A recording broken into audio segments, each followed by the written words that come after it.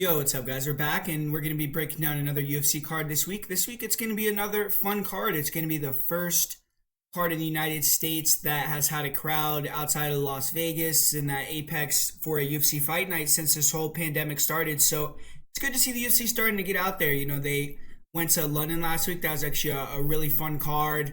A lot of people did really well over there from London, so the crowd was really hype, and we did good on our bets as well on that card, so hopefully we can bring that momentum into UFC Columbus. But it is fun to see the UFC starting to come back and go now to Ohio. They're going to have a crowd there. I'm sure they're going to be all pumped up and excited to see the fights. And hopefully they start putting the fight nights away from the Apex and bringing the crowds back and doing that much more often or full time again, because it's always fun to have that type of environment like we had last week. So, and overall, this is a pretty good card. We got the heavyweights in the main event with Curtis Blaydes taking on Chris Daukaus. We got Matt Brown fighting at home, and there's quite a few other really good fun fights on the card. So I'm excited to break this one down. Just right before we get started, just want to try to urge you guys to hit that like button. Let's try to get 200 likes on that video. That would be freaking awesome if we could get to that mark, 200 likes. And besides that, just if you want to check out the Patreon for additional bets and additional content this week for LFA, for the PFL this week, for additional UFC content, check out the Patreon. And we just came off winning, I believe, $770 last week on the Patreon on BetMMA Tips. So that was a really profitable week for us. So if you want to try to make some money, I really do urge you to go over there, check out patreon.com/MA Prediction Guru, and get in the fun over there. But what everyone's here for is the breakdown of this card, UFC Columbus, and we're gonna get into it here with the first fight of the night. We got Luis Saldana. He's gonna be taking on Bruno Souza. These are two guys that are fairly similar. They like to keep it on the feet, strike, and they have a fun striking style. They throw a lot of kicks, and they're very flashy. So one of these guys is going to be on the wrong end of it. But for Luis Saldana, he's a tall, long, lanky fighter. He kind of has, like I said, a similar style to Bruno Souza. And he likes to work the kicks from the outside, then counter with the hands. And he has good fakes, good feints. He'll switch stances pretty well. I do think he sits down. He's a little bit more flat-footed, not as fast in and out. And he does have a little bit more power due to that. Saldana, he'll throw some really heavy leg kicks. He has good body kicks. He'll throw some pretty good spinning attacks. And he does have killer instinct. Like when he has someone hurt, he will go for the kill. He was able to put out Vince Morales with a nasty combination on the Contender Series. And he has 14 finishes out of his 15 victories. So if he goes in there and he gets the win, most of the time he's taking you out. He floats his chin, though, and he does have limited head movement. He will struggle a little bit with the blitz attacks, and he struggled with that against Jordan Griffin. He does have bad cardio as well. He gassed out against Austin Lingo, and in previous fights, he ended up getting dropped with a body shot in the third round of that fight. And he has been finished with strikes only once before, but he can get big reactions to being hit, and I feel like sometimes he is not the toughest guy in there. He has improved grappling and pretty good submission game, good sweeps, good get-ups. Takedown defense still isn't really good, and when he gets tired, he can give his back a little bit sloppy. He did get saved by the bell in his fight against Jordan Griffin, with Griffin having a fully locked-in rear naked choke. And he's only 1-4 in decisions, so kind of goes back to his cardio. If you can push him, not get finished, he has not really fared very well in that type of scenario. For his opponent, Bruno Souza, he's a Machida fighter, karate striker, good footwork, good feints. He switches stances. He could stick and move with the front kicks, the side kicks, round kicks. Pretty good blitz attacks with the punches, good counter crosses. And to beat Souza, you have to cut the cage off and try to make him exchange in the pocket. He isn't as comfortable there. And, you could maybe even try to look to take him down as well. He can eat leg kicks, and sometimes fighters can back him up and land big punches on him. But Souza does do a good job rolling with shots. He has good head movement, pretty good takedown defense. His get-up game is solid, and he will sometimes look to clinch or takedown guys himself, but he's not really the best wrestler. I feel like in this fight, I don't really see him doing that unless Saldana gets really tired and kind of just gives him a takedown. And Bruno has really good cardio. He's gone 5 rounds. He can have that same style using his footwork and a lot of kicks in the 5th round like he does in the first. And I've seen him get hurt, survive, recover really quickly, which also shows good cardio against. That happened, I believe, when he fought Camilla Kirk or Javier Garcia. It was one of those two guys. He got dropped, he got put in a choke, and he was able to survive and get the win at the end of it. He came in out of shape on short notice against Melsik in his last fight. He missed weight, so I don't hold that against him. And he still was fairly competitive in that fight. And I think it's going to be a striking battle here. I think Bruno Souza is going to take the decision. He's probably seen fighters like Saldana all day long at Machida Academy. And I think he's better at what Saldana likes to do. Saldana may sit down and throw with some more power. And I feel his leg kicks could play a factor. But Souza should be able to go in and out with the hands, blitz in on Saldana, land on him, not get touched. And when Saldana gets tired, I think Souza will start to pick up the pace a little bit, be a little bit more active, and pull away on the numbers. He's a good point fighter. He's 6-2 in decisions, whereas Saldana is 1-4 in decisions. Souza has never been finished, and Saldana more than often needs a finish to get the victory. So I just think Souza is going to have the better optics as well. Like, he may get hit as well, but I think he's going to wear it better. I think when Saldana gets hit, he's going to show it to the judges a little bit and get the unanimous decision win in the first fight of the night. So Bruno Souza by decision is the pick for me here.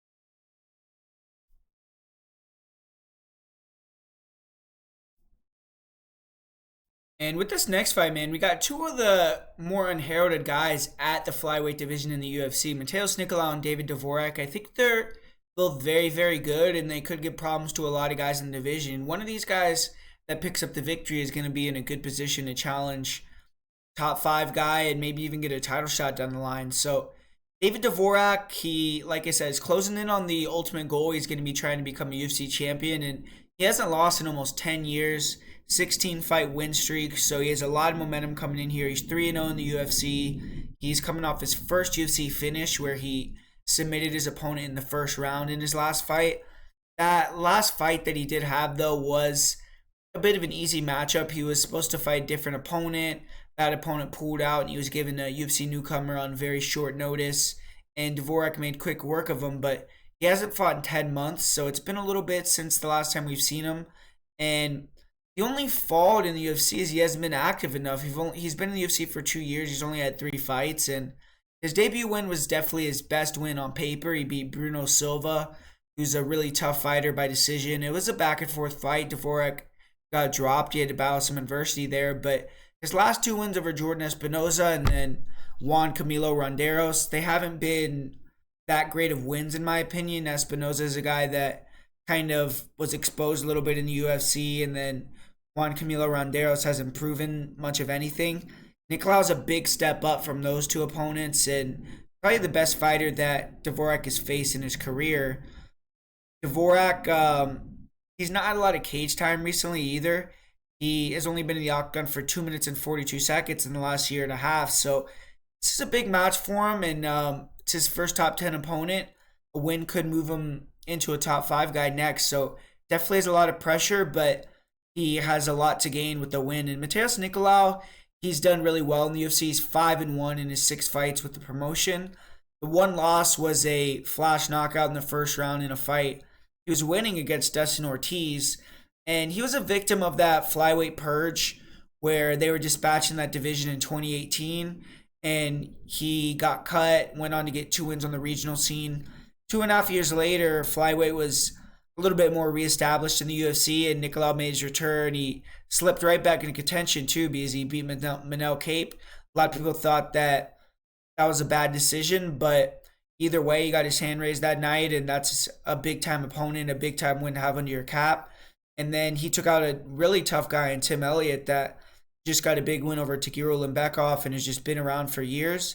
So Nicolau, in my opinion, is only a couple fights away from a title shot, and all these fights are huge for him at this point. He's 29 years old. He has the experience now, and he should be close to his prime. So it's go time for him in terms of hunting the title and getting in these big-time fights. And David Dvorak, his style, he's a big flyweight. He has good cardio, good forward pressure, tries to be in and out with the movement. His leg kicks are good. He'll attack with good counter hooks. He has good timing. He'll throw pretty good front kicks up the middle. But one thing about him is he isn't the fastest, so he could struggle to find his range and come up a little bit short with a lot of his shots because of that. Not much head movement, and I think he's going to struggle a little bit with the counters of Nicolau, especially the left hook. I don't think Dvorak has the biggest power. He was able to rock his last opponent. He defended a takedown after his opponent was rocked and then took the back, got the rear naked choke, but that was against an inferior fighter. He is a good grappler, though. Dvorak, he has a good clinch, nice knees, nice elbows, good body locks. He has good control on top. His back takes are good, and he has pretty good rear naked chokes when you get in that position, but I don't know if he has the same grappling acumen of Nicolau. In my opinion, Dvorak isn't active enough with his wrestling either. He's only attempted 2 takedowns in 3 UFC fights, and he's actually gotten 0 UFC takedowns in his career. So, that's something that he hasn't been showing too much recently, but he does have it in his back pocket, and he has good positions when he can get it to the ground where he could finish the fight. For Matheus Nicolau, he's a great athlete. He's a really good counter striker, really good footwork. He has great feints, super fast, very good head movement, really good leg kicks. He has a good right hand. He could switch stances. He'll do a good job of opening up the right hand by switching stances, and good left hook. He'll go body head with the left hook. He'll jab to the body, throw straight punches to the body, and then come up with the right hand, and good at slipping and ripping in the pocket. So he mixes it up really well. Good front kicks. And he could wrestle too, man. Good timing on his level changes. Good singles, good doubles. He could chain wrestle, good control.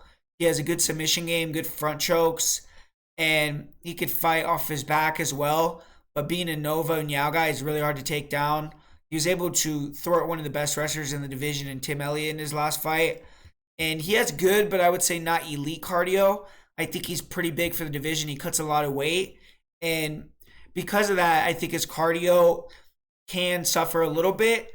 And the more glaring negative and weakness for Nicolau in his fights is he does have a bit of a questionable chin. You've seen him get rocked in certain fights. He got knocked out against Dustin Ortiz. And that's kind of like the one big negative I could say about Nicolau. But Matheus is a really technical guy. He did struggle a little bit with the awkwardness of Tim Elliott, but once he found his range, he took over the fight. And in this fight, I think that he has a more straightforward style to deal with. David Dvorak, he's a good fighter, and a guy I bet on in the past because he's steady. He's always going to come in good shape. He's going to push the pace. Definitely fights for your money. He's well-rounded. And against fighters that can't handle that pressure or have a flaw in their game, he could take advantage of it. He has good fight IQ. Obviously, his confidence level is very high due to the win streak. But he hasn't faced the level of competition that Nicolau has or someone at Nicolau's caliber.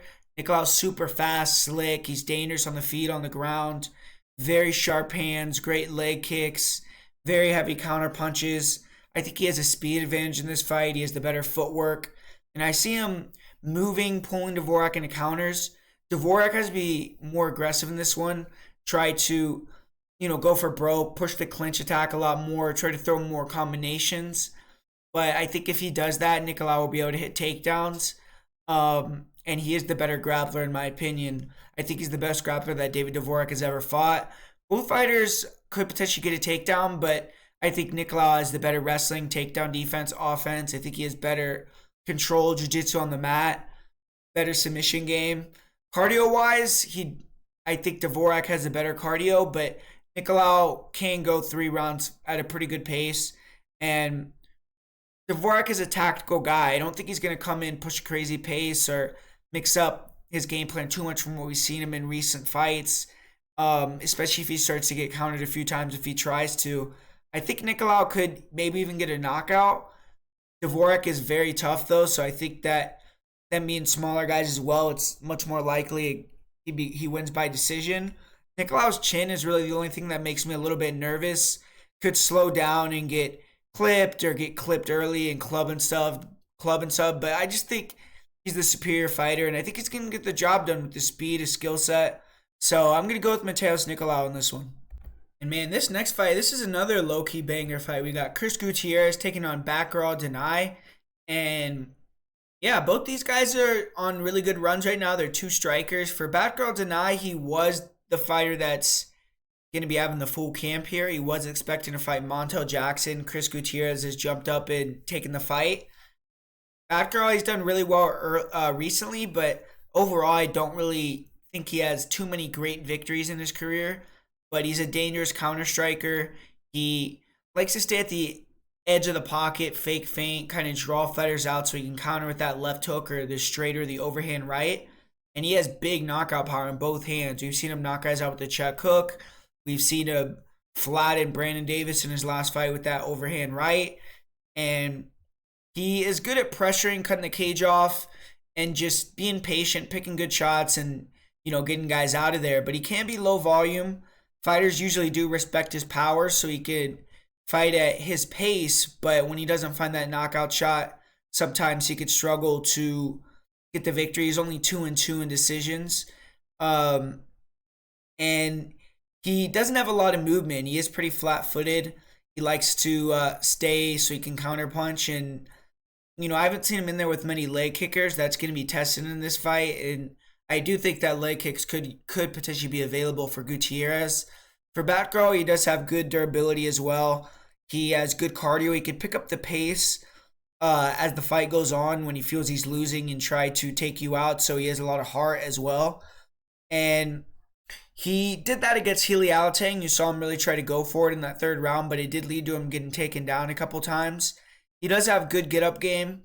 He does expose his back to get up. In this fight, I don't necessarily think that Gutierrez is going to mix in too many takedowns, but if you remember Gutierrez's last fight, he did show a little bit more grappling than we've ever seen him show before.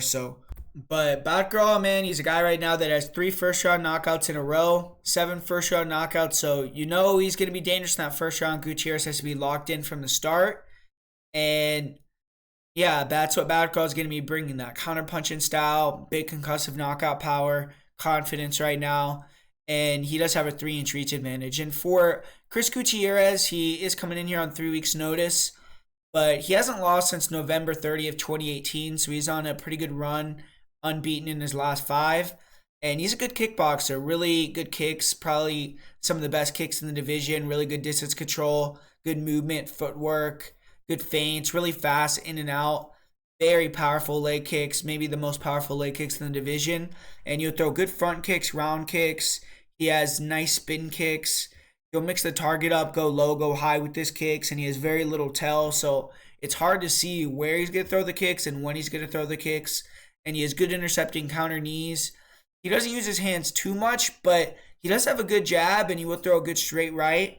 He is mostly one and done with the hands, but when he can hurt you, he will try to put his combos together like he did in his last fight late down the stretch. And he does use more touching shots with the hands, doesn't throw with a ton of power.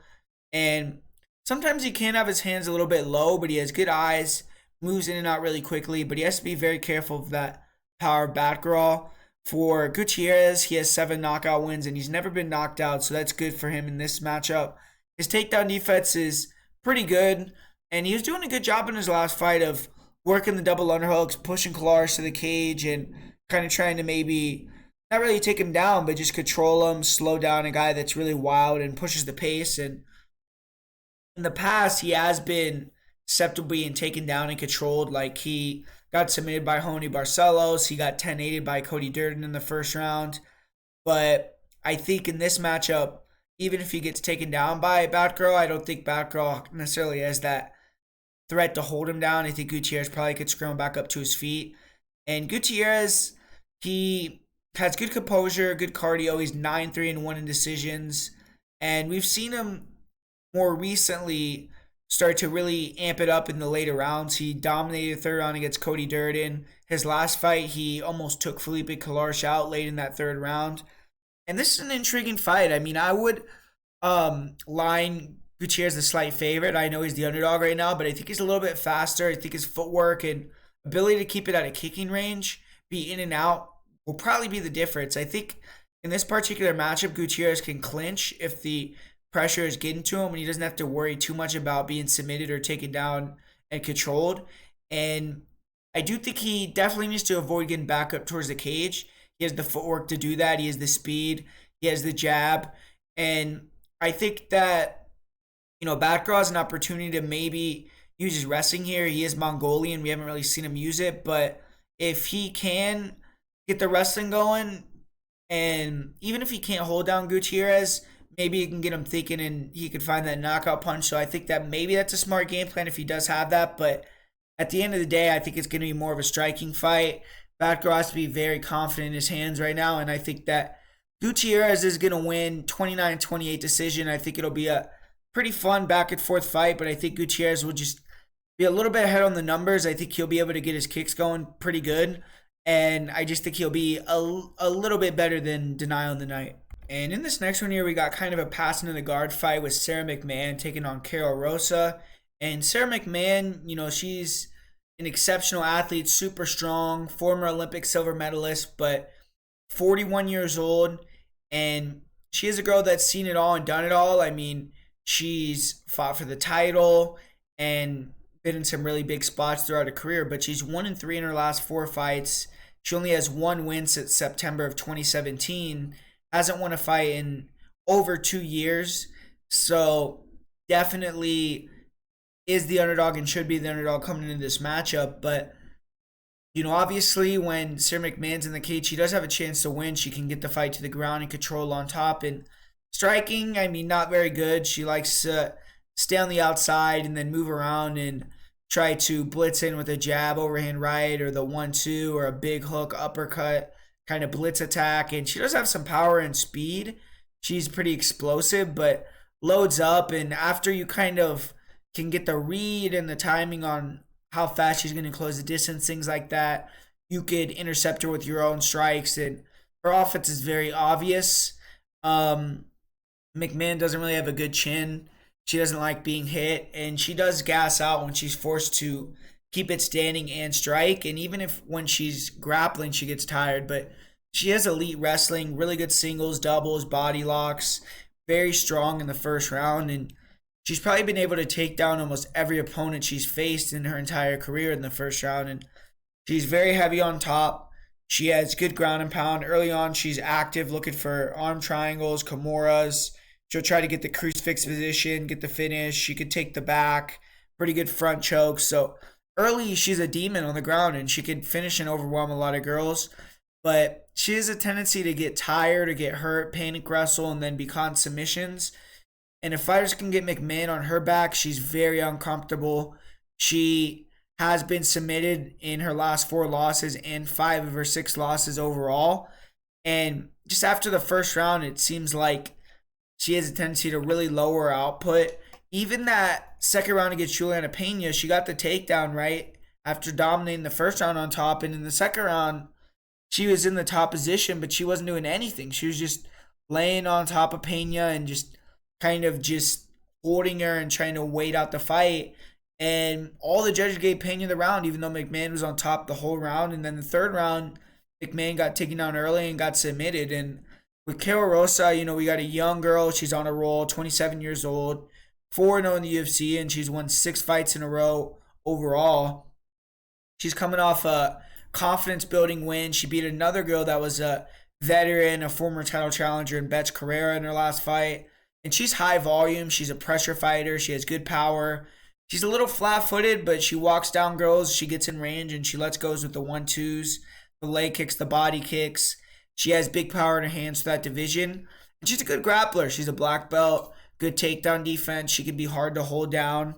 I've seen her get out of bad positions, get back up to her feet, and she's always working on bottom, which something that for an opponent of Sara McMann, if you could make her work when you're on the bottom, that's a very good thing. And, Rosa will wrestle as well. She likes to go for the double. She has pretty good timing. She can get reverse put on her back, and I think early on when she tries to grapple or wrestle more necessarily, she will get controlled, get dominated in that realm. But I think her cardio is going to rue the day. When she does eventually get the sweep or, get McMann in a guillotine or any type of submission bad position, I think McMann is going to fold up shop, man. She's known to do that.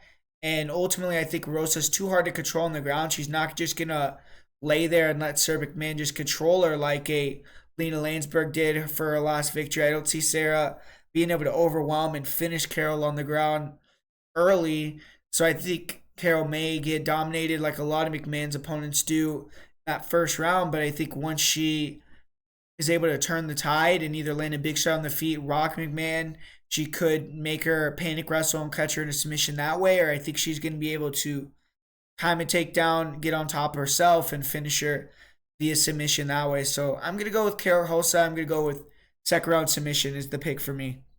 And this next fight should be pretty badass too. We got 2 strikers getting down. We got Slava Borshev. He's going to be taking on Marc Diakiese. And for Slava, he's on a roll right now. He just won his UFC debut less than 6 weeks ago. He's on a 4-fight knockout streak. 5 of his 6 wins overall are by KO, and he's just a very dangerous guy. Former kickboxer. He has really good boxing. Great jab, good counter puncher. His left hook is nasty. That's what won him his UFC contract. And he has a good counter too. Good hooks on the inside. He rips the body really well. That's how he finished his last fight in the UFC. And he has pretty good leg kicks, round kicks. I will say his chin is a little questionable. I've seen him get rocked in a couple fights. He got rocked by Dakota Bush. He got dropped by Kenley St. Louis in one of his fights in Titan FC. His grappling is not bad. I mean, he has pretty good grappling defense. His get-ups aren't that bad. And he could stay safe on bottom. So I don't think against Marc Diakiese, maybe he'll get taken down if Diakiese, times a good takedown or two, because he can't do that. But I don't necessarily think he's in much danger when he gets put on his back. And he fights at a high pace. He has good cardio. Even if he gets taken out, he can get right back up and go back to work. He hasn't had a ton of super long fights, but I do think he'll be able to push that pace for 3 rounds pretty good. And he's a really good kicker. I mean, he has, boxer. He doesn't have as good a kicks as Diakiese, but I think if he could pressure, get in the pocket, and work his boxing, he should be able to get the win here. But Marc Diakiese, he still has potential, and he has his back against the wall here. This is a must-win scenario for him. 2 losses in a row. Got finished in the first round his last time out, and he started his UFC career 3-0, but he's gone 2-5 in his last 7.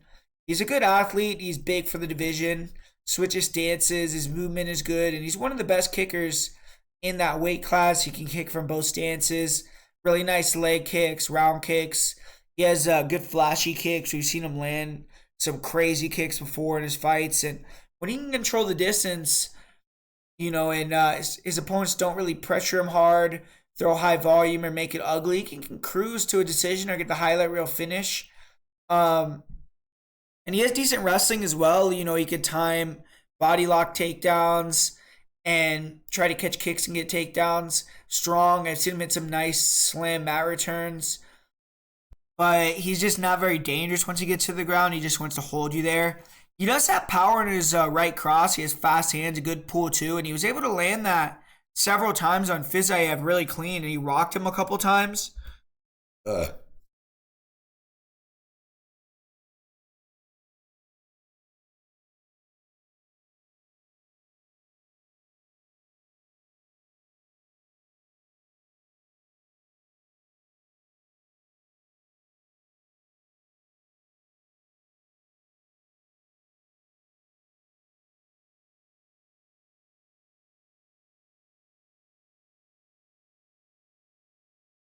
We got a veterans fight in this next one with Magny. He's going to be taking on Max Griffin. And Magny, I mean, he's one of the most underrated welterweights of all time. Probably the best gatekeeper that division's ever seen. We've seen him in there beat guys like Tim Means, Eric Silva. He beat Kelvin Gastelum, Hector Lombard, Johnny Hendricks, Carlos Condit, The Leech, Rocco Martin, Robbie Lawler, Jeff Neal. So, I mean, he's beaten a who's who type of guys. And his losses in the last 7 years, man, I mean, he lost to Chiesa, Ponzinibbio in his prime, RDA, Lorenz Larkin, Damian Maia. So really high level guys. And recently he's came back from that USADA suspension and gone 4-1. He's beaten guys that are similar, maybe even a little bit ahead of Max Griffin, like The Leech, Rocco Martin, Jeff Neal.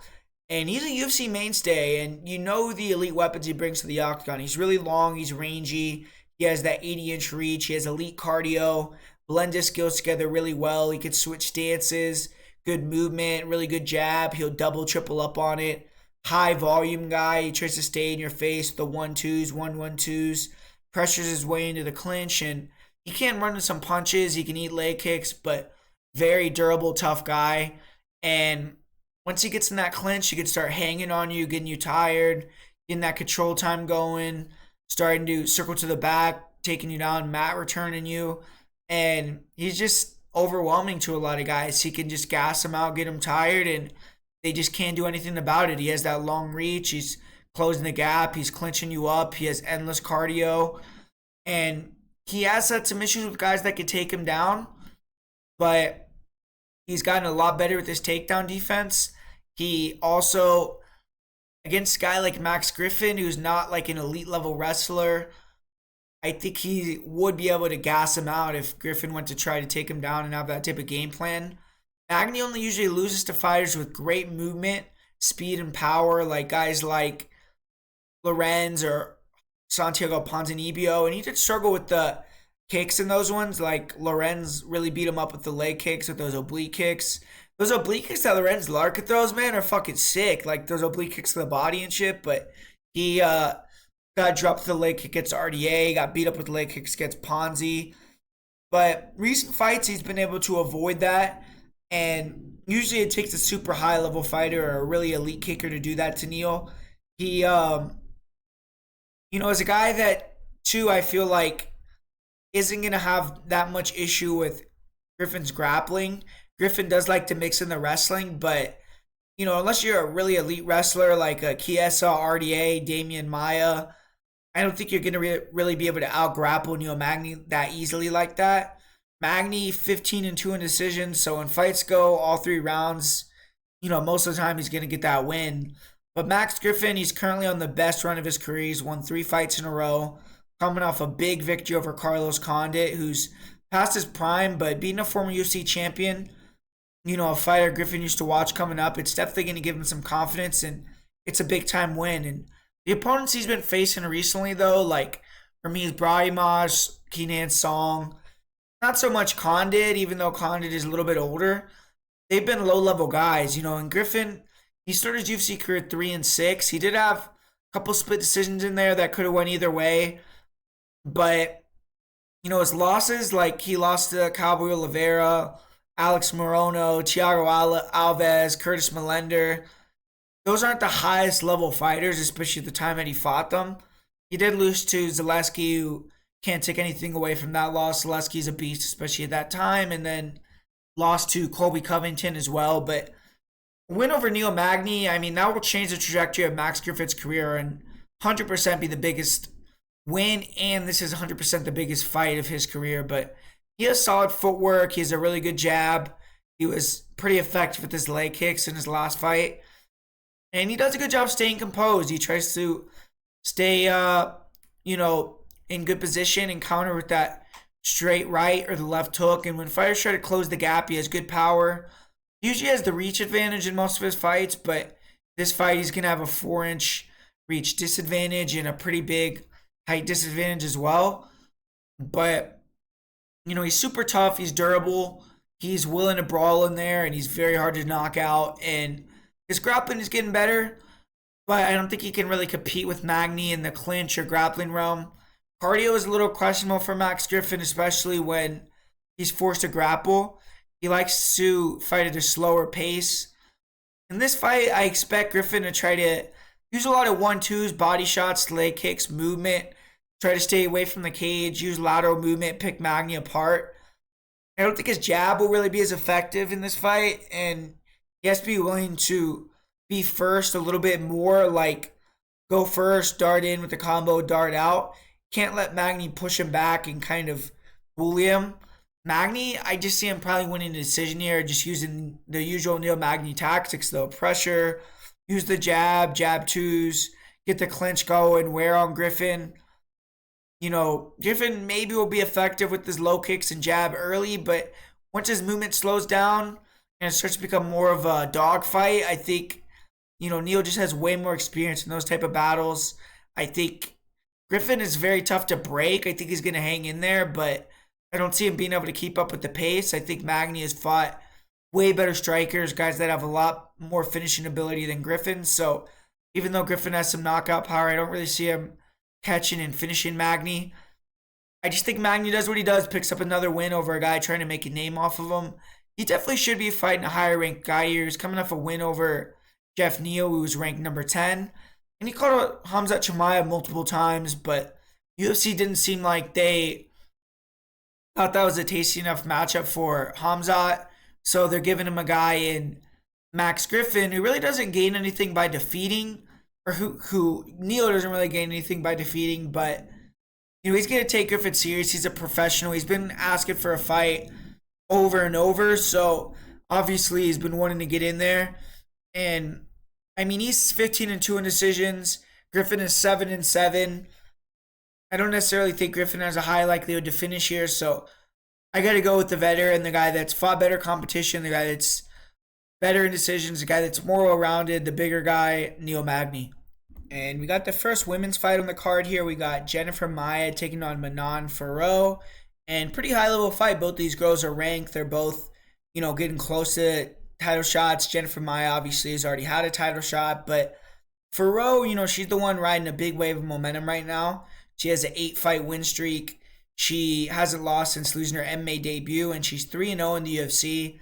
Big power striker. She has a wide stance, good in and out movement, good 1-2s, good 3-2s. Her side kicks are good. She has a dangerous head kick. And she throws a lot of volume. She lets off some pretty good combos.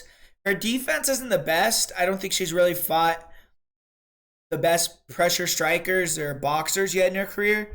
And fighters definitely need to try to pressure, force Fiorot on the back foot, force her to trade in the pocket. But it's tough because Fiorot has power, so she could line you up and catch you with a big counter strike and knock you out. And she has wrestling, so she could, level change and take you down. So she's a tough puzzle to solve. Her leg kicks are fairly good, but in her last fight, she actually got her lead leg beat up a little bit by Buena Silva. So that's something that maybe other fighters could capitalize or see and try to pinpoint against Fiorot. But she's big for the weight class, strong, and she has good body lock takedowns, good control in the clinch. She's a purple belt in jiu-jitsu, and she has good control on top, pretty good back takes. She's not much of a danger factor in terms of the submission game, and even her ground and pound isn't elite, but she can finish fights on top. She has good control, like I said. Her cardio is good, and she has good fight IQ. She'll do what she has to do to win. She is risk averse, and she's been on this win streak for a reason. And for Jennifer Maia, she's an experienced veteran. She's fought the who's who. She's been in and won title fights in Invicta. She fought for the UFC title, and she has good footwork, and she has solid boxing. She's really improved her boxing, in my opinion. She has a good jab, good straight right hand, really nice left hook, and she likes to attack with the 1-2s, 1-2-3 combos. She has good timing, and she has good counterpunching ability. She's improved her speed.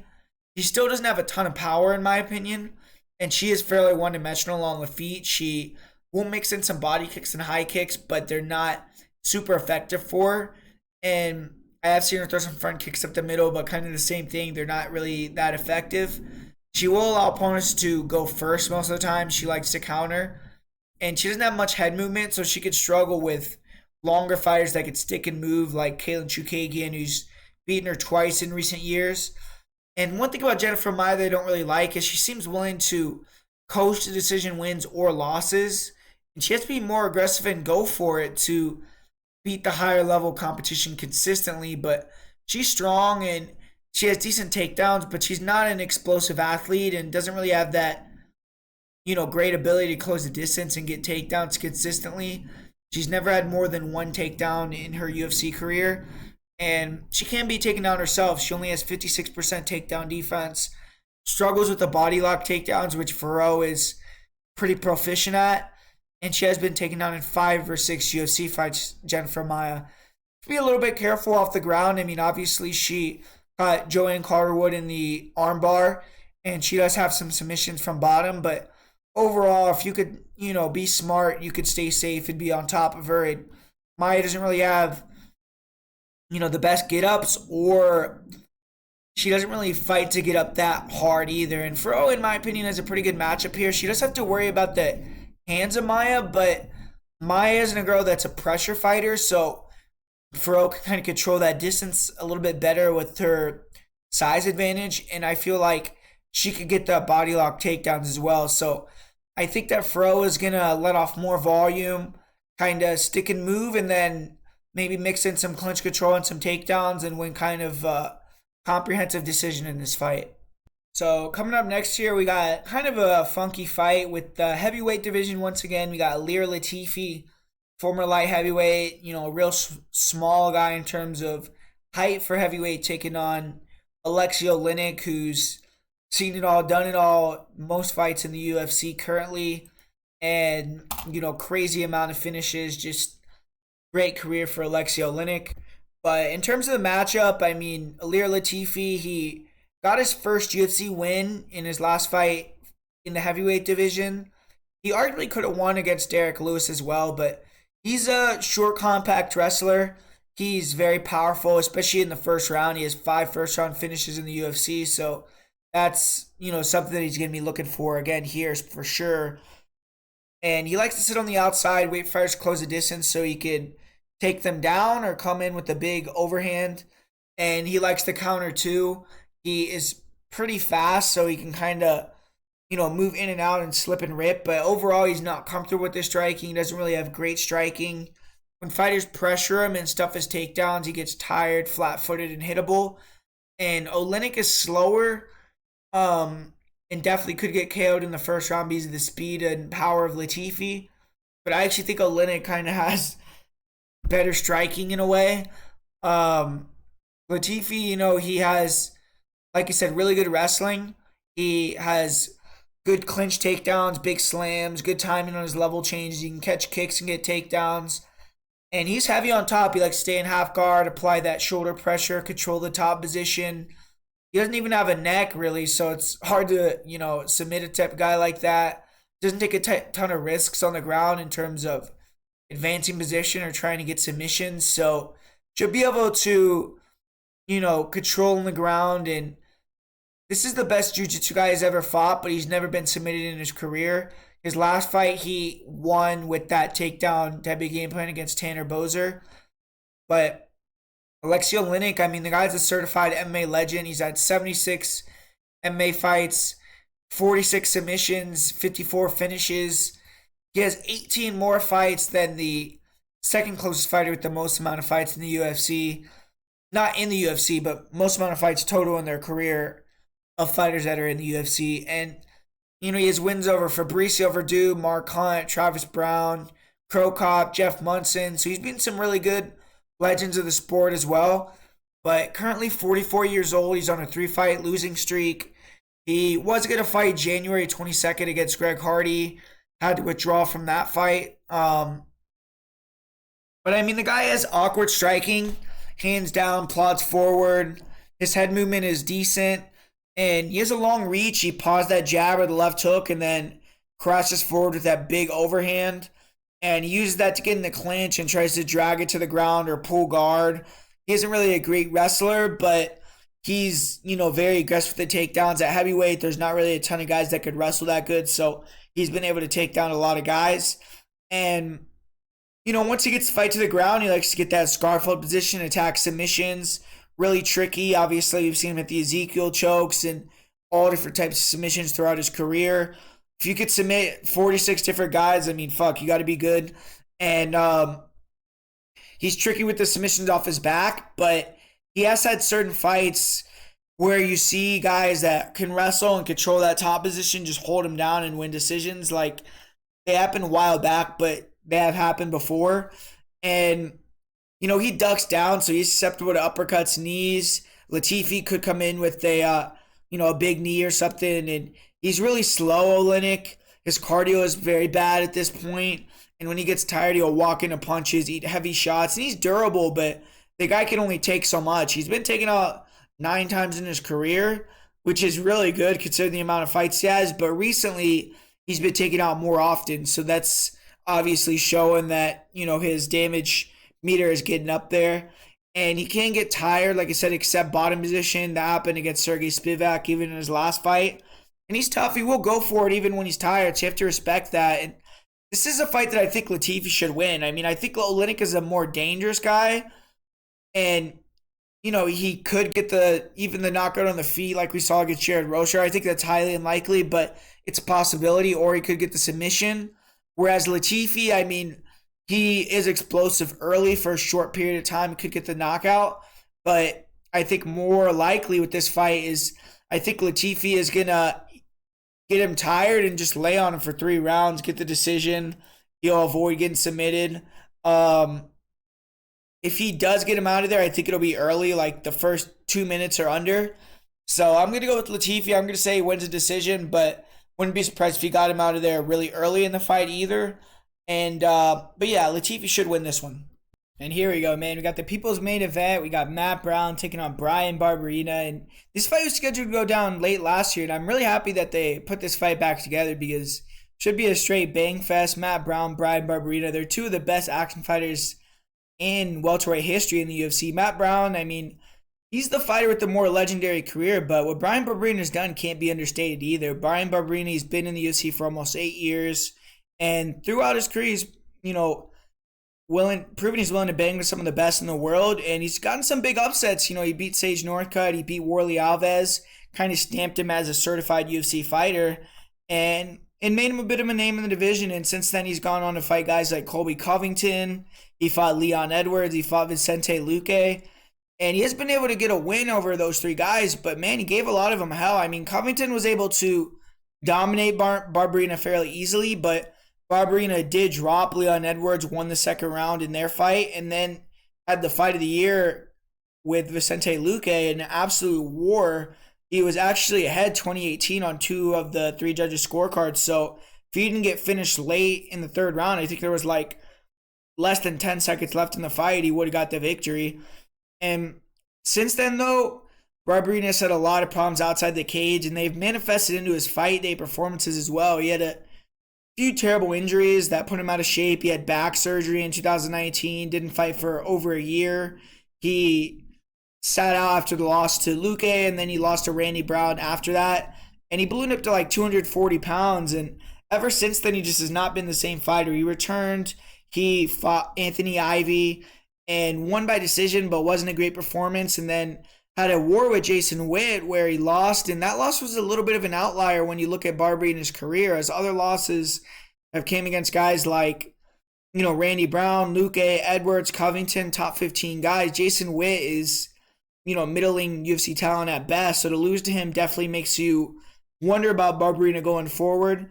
Barberena was scheduled to then fight Matt Brown December 4th, 2021, but Brown withdrew, and then Barberena stayed on the card. He fought a UFC newcomer, Darian Weeks, and Darian Weeks had just 5 fights, so definitely was a must-win for Barberena, and he got the job done, but still was a bit of a sloppy performance. He didn't really have the best showing out there. I thought he would have been able to finish a fighter of that caliber, and he just has not shown that same level he had back when he fought Luque. On top of all things outside the cage, just that war with Luque, man, is a fight that could have maybe changed his career as well. I mean, that was a fight that took years off both guys' lives, and Matt Brown, he's a fighter that's no stranger to being in battles that take years off your life. I mean, he's a guy that has legendary power, and he showed that once again. He got his 12th knockout in the UFC, which put him second all-time for knockouts total in UFC history. And he has 14 finishes, which is 4th most all-time in UFC history, 27 UFC fights. He's only missed weight 1 time. And him and Jim Miller, if you look at it, actually have the record for most finishes in one division. Charles Oliveira, Donald Cerrone, they both have more finishes with 18 for Oliveira, 16 for Cerrone, but they've spent time and gotten finishes in multiple divisions. Brown has all his finishes in one division. And, Matt Brown, he's gotten as high as, I believe, top 3 or top 5 in the world. And, one of the most tenured fighters in the UFC. I mean, he was a part of Ultimate Fighter Season 7, debuted June 21st, 2008. The only fighters that have been around in the UFC longer than Matt Brown and have not left and came back, like Andrei Arlovsky, are Shogun Rua, Nate Diaz, Frankie Edgar, Clay Guida, and Joe Lozon. Diego Sanchez, I think, had the longest tenured run of all time from April 5th, 2005 to April 29th, 2021. So maybe Matt Brown could potentially even beat that. But Bryan Barberena, in terms of his fighting style, he, has fought 3 guys since coming back from his injuries and that layoff that are wrestlers that try to take him down the whole fight. And he's not really the greatest wrestler, so that style probably was annoying for him to get ready for. And Matt Brown, I mean, maybe he'll try to wrestle, but more often than not, when you see Matt Brown fighting, he's in there to throw down. And Bryan Barberena, I think, is going to be much more comfortable fighting someone similar to himself with the brawling style. And Barberena, he's a fucking beast, man. I mean, he may not be the most technical or skilled fighter, but huge heart, unbelievable durability. He's southpaw. He comes forward and drowns fighters with his pressure, with his volume. He has underrated power. He isn't a big kicker, but he will throw some inside low kicks, and he's really good with the jab. He touches guys with the jab, 1-2s. He gets inside, and then he throws punches and bunches on the inside. There's a lot of touching shots and mixes in the power shots, mixes in elbows. He has a really nice right hook. And his power can't be denied, man. I mean, he's dropped and knocked down multiple guys over the years. He dropped Leon Edwards. He dropped Vicente Luque. He has, I believe, like 3 or 4 UFC knockouts. And he has an uncanny ability to take damage and just keep coming forward. I mean, if you watch his Luque fight, it's pretty incredible how many clean punches, elbows he just eats, and kept walking forward like it was nothing. And his volume and pace in the stand-up can be too much for a lot of guys to deal with. They just wilt under that pressure. And it could be mentally taxing to fight someone that you're hitting with perfect punches, your best shots, and they just keep coming forward. But in round 3 of the fight with Luque, Bryan Barberena did finally get knocked out. His next fight, he looked really bad. He got finished with body shots against Randy Brown. And that's something that Bryan Barberena can be susceptible to, is being hurt to the body. Since the Luque fight, though, you have to question his durability, because he got dropped by Jason Witt, who wasn't really the heaviest hitter. And even though he hasn't been knocked out yet, he got finished with the body shots against Randy Brown. And I'm just not 100% positive he has that same legendary durability he used to have. And he definitely would need that here against Matt Brown. But, another thing about Barberena that it's not good for him since that fight with Luque is he hasn't gotten a knockdown in his 4 fights since then. He was able to knock down Luque He had 4 knockdowns in his 3 fights previous to the Luque fight, 2 knockout wins in that run. So, he needs to go back to his ways, go back to that brawling, going for the kill, get the KO type of finishes, and, gets Matt Brown. Like I said, this is a matchup he's probably going to be relishing. He's highly motivated. He's going to be fighting a legend. He's only 32 years old, so maybe this could spark some fire and get him out there and looking like his old self. If I was Barberena, being a southpaw, I would look to attack the body heavily. Matt Brown's known for being weak to the body, and even though Barberena doesn't have the greatest kicks, he does have a good body punches. And if you could touch Matt Brown on the liver, you could get him out of there. Matt Brown, he's only 1-4 against southpaws in the UFC. Granted though, Damian Maia, Johnny Hendricks, Dun Young Kim, they just took him down, so that doesn't really matter in terms of like what Barberena is going to do. But we've seen multiple opponents finish Matt Brown to the body, so that is something that Barberena should try to exploit. And Barberena is only able to really fight one style. He makes all his fights wars. So if he can weather the storm here, he's maybe going to be able to outlast Matt Brown, who's aging, and beat him down the stretch. Just stay busier in a 3-round war or finish him late. But Matt Brown is a wild man. He goes forward in the octagon. He's willing to nowadays kind of play that slow game and pick his shots. You saw that in his last fight with Diego Lima and found that knockout eventually. And you've even seen him try to maybe mix in the takedowns and get wins that way. But at the end of the day, if you want to go to war with Matt Brown, he's always going to be down to do that. And that's what I see going on here. Matt Brown's going to get pressured. He's going to be looking for the big 1-2s, 3-2s, 2-3s. He's going to be throwing pure heat. He's going to be trying to go body head with the hooks, get on the inside, get in the clinch, work those elbows, and just do everything he can to, render someone unconscious. And he's still durable, but in older age, we've seen him put out a couple times now. He, like I said, has been susceptible to body shots as well. So, I think Brown in this fight maybe is going to try to mix in the threat of the level changes earlier, the body lock takedowns, and then try to open up with the hands. And I'm going to go with Matt Brown by knockout in this one. I'm just not as confident in Barberena's durability. I think this is going to be a phone booth fight, and I think Matt Brown's just going to land that really nice shot and KO him. But if Matt Brown can't get him out of there early and Barberena shows up tuned up in, that form he fought when he fought Luque or Leon Edwards, I think he'll be able to outlast Matt Brown and get him out of there late. But I'm going to go with Matt Brown from what I've seen from Barberena lately. And continuing through this main card, this next fight, Askar Askarov taking on Kara France. This is a pivotal fight for the flyweight division. We got likely the number 1 contender coming out of this fight after, or I don't think that's even scheduled, Brandon Moreno versus Stevenson 4, but I feel like they might do that, and then the winner of this fight gets the winner of that fight. But, Askarov, he's only had 4 fights in the UFC, but he already beat Joseph Benavidez, he beat Pantoja, he beat Tim Elliott, had a draw with Moreno. He hasn't fought in over a year. He did miss weight for his last fight, so those type of things, I get why you wouldn't want to throw him in a title fight. You want to see him, show up, make weight, get a win over another ranked guy in, recent memory, and then, go from there. But he has good boxing movement. He has really good cardio, but his wrestling is just really what, gets him the victories. Even though he has a good jab, he has good boxing fundamentals. His footwork is good. When you pressure him, he's not the best on the feet. He did get dropped the head kick against Moreno. But if you pressure and you can't stop the takedowns, you'll go single. You'll use the single to circle to the back, mat return you. You'll, use the single to come up in the body lock, push you to the cage and grind on you from there. Good submission game, really good control from top position. Excellent cardio. He could shoot takedowns all fight long. And he's undefeated. He's never tasted defeat. So, ton of confidence for Kara. He has a lot of confidence himself. He's coming off that win over Cody Garbrandt.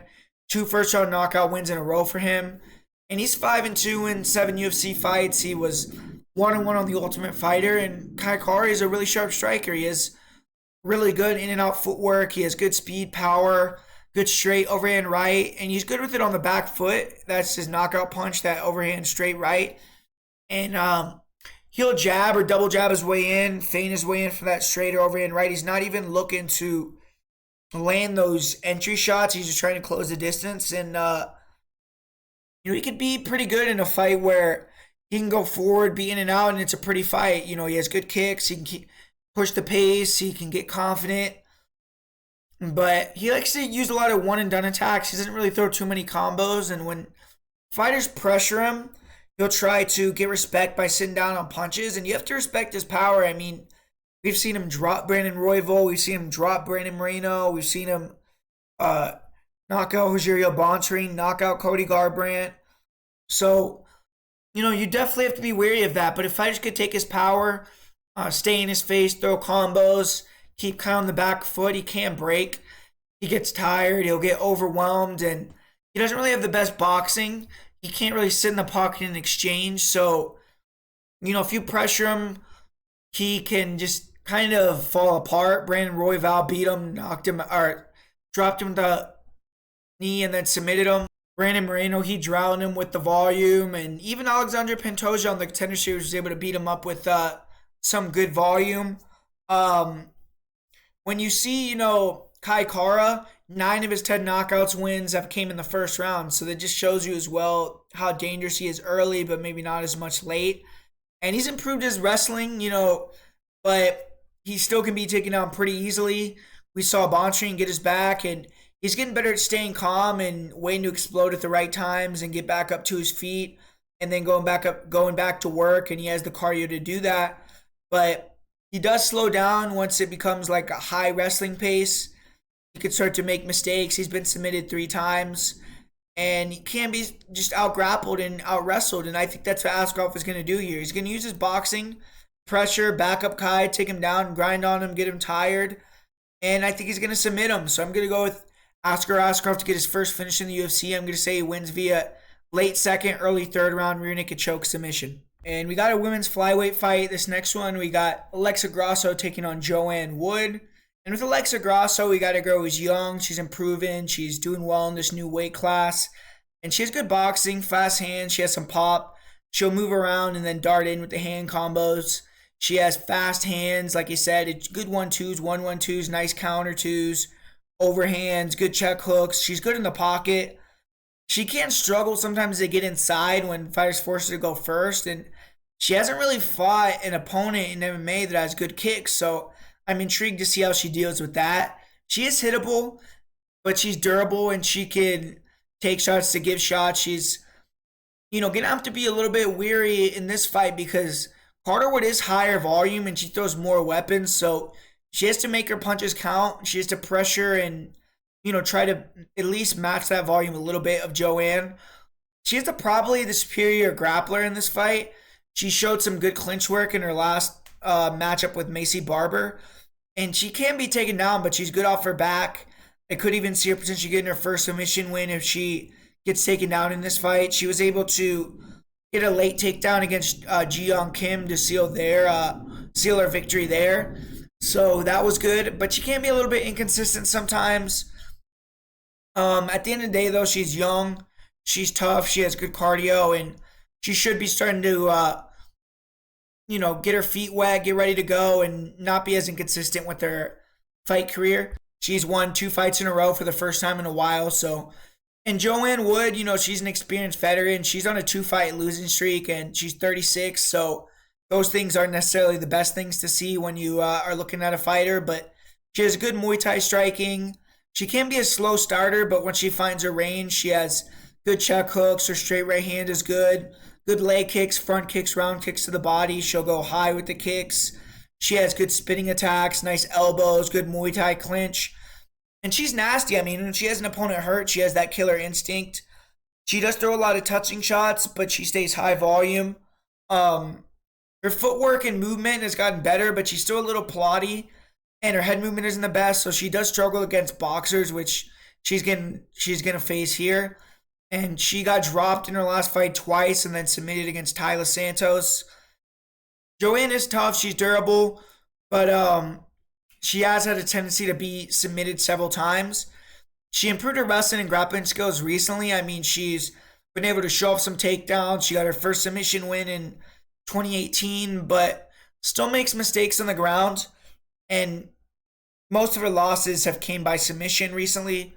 She does have a couple close decision losses as well. But Joanne, she has good cardio. She has good experience. Her fight IQ is a little questionable, and she can be an inconsistent fighter herself. But when you look at her losses, 6 of her losses have came against UFC champions or UFC title challengers. So Rose Namajunas, Jessica Andrade, Caitlin Chukagian, Jennifer Maia, Lauren Murphy, Tyler Santos. All those girls are high level, and Joanne could have gotten the win on a couple of those decisions as well. I do think this will be a fairly close fight. I mean, Joanne has a lot of experience, and I think she's going to be looking to mix in the elbows on the inside and then kick in, trying to keep it high volume. It's a different matchup from any style that Grasso has faced in her career so far, but Grasso has the hand speed and the boxing advantage. She has good combos, and I think she's going to give a lot of issues to JoJo with their sharpness or speed. And I think she's going to edge it. She's stronger physically. I think has the better grappling. She's younger. She's probably going to land the bigger shots. And I do think she has a submission threat victory in her back pocket here, coming off of back-to-back wins. So I just think it's her time to get over on JoJo here. So I'm going to go with Alexa Grasso. And we got the main event here. We got the big boys showing off. We got Curtis Blaydes and Chris Daukaus. And Chris Daukaus, he's looking to bounce back here. He had his first UFC loss last December and got knocked out pretty badly against the knockout king Derek Lewis. And Daukaus, before that, was 4-0 with 4 knockouts in the UFC. So he was streaking. And, beating Curtis Blaydes is going to put him right back in that position to contend with the top 5 guy next. Blaydes is a top 5 guy. So Curtis Blaydes, he was in the same situation as Chris Daukaus in his last fight. Got knocked out by Derek Lewis in February of 2021. But was able to bounce back in September and dominated Jairzinho Rosenstruck. And Blaydes is the best wrestler in the heavyweight division, plain and simple. He's been able to use that to dominate most of the opponents that he's faced. And the only 2 guys that he's lost to in his entire career are Derek Lewis and Francis Ngannou. He's big, athletic, great wrestler, like I said, good footwork. He does a good job being in and out, and he'll back guys up. He has a good reach, good jab. Low kicks are good. He'll feint the level change and come with a big overhand right. He's getting more composed. He's picking and pulling in the pocket a little bit more, cutting better angles. But he's still hittable. He'll throw kicks without sending him up. Sometimes he can level change without sending it up too well. That's how he got knocked out against Derek Lewis. But, the guy backs guys up. He sets his takedowns up really well, usually. Very fast, explosive level changes. Great single. He can chain wrestle, relentless, really good on top. His mat returns are really good, and he can just take you down over and over. He's methodical. He has good cardio. He's 5-round experience. He does slow down a little bit. He took down Volkov like 15 times and got a little tired or very tired. But, if you're taking a guy down that many times and you win the fight, you get a takedown in the 5th round, your cardio is good as hell. And for Chris Daukaus, smaller, fast, mobile heavyweight, knockout power. He has 11 knockouts out of his 12 wins. Throws punches and bunches, and he's very good with his combos, nice 1-2s, and he has a power right cross, good knees. Not really much of a kicker, and he does have that killer instinct. When he sees you hurt, he'll go for the finish. He's a fast starter. 8 of his 11 knockouts have came in the 1st round, and his fight with Abdurakhimov essentially was over in the 1st round as well. He hasn't been able to carry that power in his fights throughout his career, but he does look in way better shape than he did in his, past fights a while back. So maybe now that he's in good shape, you're going to see him be able to have better cardio. Didn't really get to see that in his more recent fights because they've all ended early. But he does have a questionable chin. He's been finished by strikes 3 times. Got knocked out his last fight. And he can just be overwhelmed by the size and physicality of some big heavyweights. We saw that against Zhu and Yanru. We saw that against Lewis in his last fight. And he's still unproven. He hasn't really faced many wrestlers. He does allow himself to get backed up to the cage. And he's only had to defend 2 takedowns in the UFC. And they've both been kind of half-hearted takedowns with Aleksei Oleinik and Derek Lewis attempting them. And I did watch a fight of his back in the day, it was from December of 2015. He got taken down by Sean Teed with the single fairly easily twice. He did get the sweep in the 1st round and was able to get the better of the grappling. But in round 2, he was tired, got taken down again. Got submitted, and he is flat on his back, no movement once he got taken down again. And if that happens in this fight, he's going to get finished. I just think he's up against it here, man. Anyone when they face Curtis Blaydes is up against it. Daukaus has not fought many high-level prime fighters. All the these huge fights, gets the best in the world are for him. And on top of that, I just don't know how him being the smaller guy, not as explosive or powerful, not as good of a wrestler. If, Blaydes gets in the clinch of the legs, he's going to take him down. I don't really see how it's not going to happen. And off his back, I don't see Daukaus being able to, even though he's a black belt, use his jiu-jitsu to sweep or get a submission. I think it's highly unlikely. Daukaus is fast, obviously, and he's probably going to be trying to land that counter too, or land a big knee, a uppercut, and get the knockout. And that's his chance to win. I mean, these are big guys. They're heavyweights. And, if he lands clean on that chin, he could get the biggest win of his career. But Curtis Blaydes, if he gets the takedown, I think he's going to do damage, get Daukaus tired. And he is the best wrestler in that division. He has crushing top control, good elbows. And, I mean, he's played it safe in his last couple wins, but we've seen how dangerous he could be with the ground and pound he showed against Overeem. He's shown that he can, do well against high-level competition, do well in 5-round fights. I don't see Daukaus being able to get back up to his feet like Volkov did, making him work his cardio. I don't think Daukaus has the cardio to go 3 rounds hard, much less 5. I think Blaydes gets him down in the first round, does some damage, and then gets him down in the second and probably finishes him. So I'm going to go with Curtis Blaydes in the main event to go in there and get the TKO finish on Chris Daukaus. So that's going to end the breakdown, full card breakdown for UFC Columbus. Hopefully you enjoyed it. Like I said at the beginning of the video, drop a like. Let's try to get 200 likes on this video. And if you want to get access to my full betting package, I got 10 bets already currently for UFC Vegas or UFC Columbus already placed. So